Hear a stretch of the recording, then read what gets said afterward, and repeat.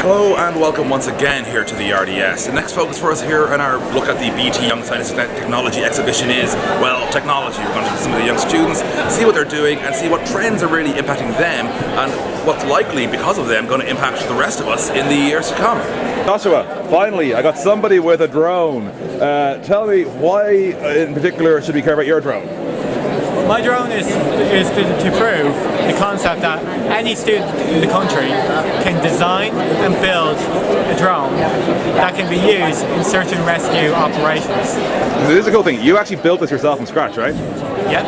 And so because like, you know, drones are being bought by everybody at Christmas. You said, heck, no, I'm just going to build my own. So where did that idea come from? The idea came from the helicopter just flying ahead day in, day out, because I don't know, I thought to myself, that costs a lot of money for the fuel and the maintenance for that. So what I decided was try a drone. Then I just went, because I use SolidWorks, which is a 3D modeling software, and I was a good one, so I just started playing around with the software. And then I just came up with a concept design. You got what looks to me like a big truck with a Mac on top of it. No, it's actually a self-driving car.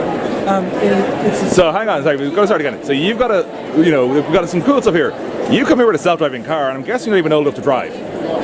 Yeah, but like this is a small miniaturized model of the actual self-driving car, and how it navigates itself is completely different from most self-driving cars nowadays. So it's basically a bunch of cameras, like different cameras, a stereo camera that is able to like tell exactly how far an object is, and it will avoid that object. And to know where it is going, it will track other objects. Like if you tell it to track an exit sign, it will track the exit sign and it will drive there all by itself. And is that a Microsoft Connect I see being used? Yeah, that's really clever. Yeah. So that's off-the-shelf technology, like. Yeah, I just scrapped all these off of like just a normal household. I got that from Xbox 360. I'm saying, like, you got Lego, you got a Mac, you got a Connect. So these are all like regular household items, and you just combine them all into a self-driving car. Yeah. That's pretty awesome, dude. The project is on, can GPS replace Hawkeye? Yes. So obviously, I'm guessing you're Gaelic football fans, given the reference there. But what are you thinking? How could GPS do, and what made you want to do this project? Well, we play Gaelic football ourselves, and we've come across some, bad decisions from referees. Shocking, no. Well, indicating whether there's been a point or a wide, and maybe sometimes it's not his fault. He might not have seen the full shot, but yeah, we're hoping to devise something to help the referee. And so, what could GPS do really to make their life easier? Well, they could use Bluetooth by connecting the GPS to a phone that might be on their arm, and then create an app so that. And so, like, track the ball, basically. Yeah, like? exactly. Yeah. You track the trail of the ball. Tell us about how a young guy living in Sutton Park, Dublin, comes with the idea for a stealth aircraft. So basically, I've always been interested in aircrafts ever since I was a young child. So I've always wanted to design aircraft. So that's what I want to do in motor. So basically, that's how I was interested in it. If I was to build a plane you sort of designed, how ridiculously expensive would it cost?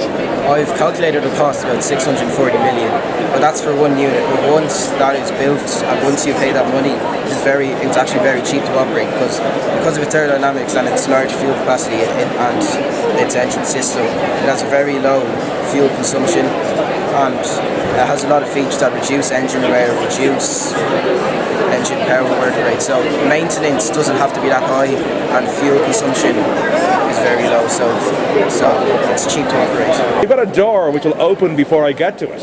Yeah. So tell me a bit about that. So how this project works is when you say the command into a headset, it'll, so say if you say open to open the door, what happens is it records the command, it sends that out to Google speech recognition, which translates it back into text. Then it matches up that text with the command, and then it runs that command so that command would turn on the socket to unlock the electromagnet, which would open the door. And now, to ask the question I think I really need to ask is, what made you think of designing a cool door like this? Well, basically, this is a home automation system, and my family originally wanted home automation in our house, but we found that it was very expensive, and when I researched it, it costs around €1,500 to install it in your home. So I wanted to create a more cost-effective version of this. And so, why did your family want home automation? They wanted it because at the time it wasn't very common, but they thought that it would be kind of the way of the future, and my dad especially wanted lights that would turn on when you tell them to, because he thought that they'd be easier than switches. I'm really liking your dad here. One last thing I've got to ask you though is it working now? Yes. Can you demonstrate the door? Yeah. The door's closed now. Yeah. So Eve's going to open the door without touching the knob. Open. And it's what always happens when you're doing these things live. Let's give it one more go. Oh no, it's just translating it. It just takes a while because of the internet. Oh, right. Yeah. So you see the door open there, and it was the only thing that stopped it was a slow RDS broadband, which a few of our viewers are probably familiar with from other events. And so that's it for now from the RDS. Of course, the exhibition runs until Saturday.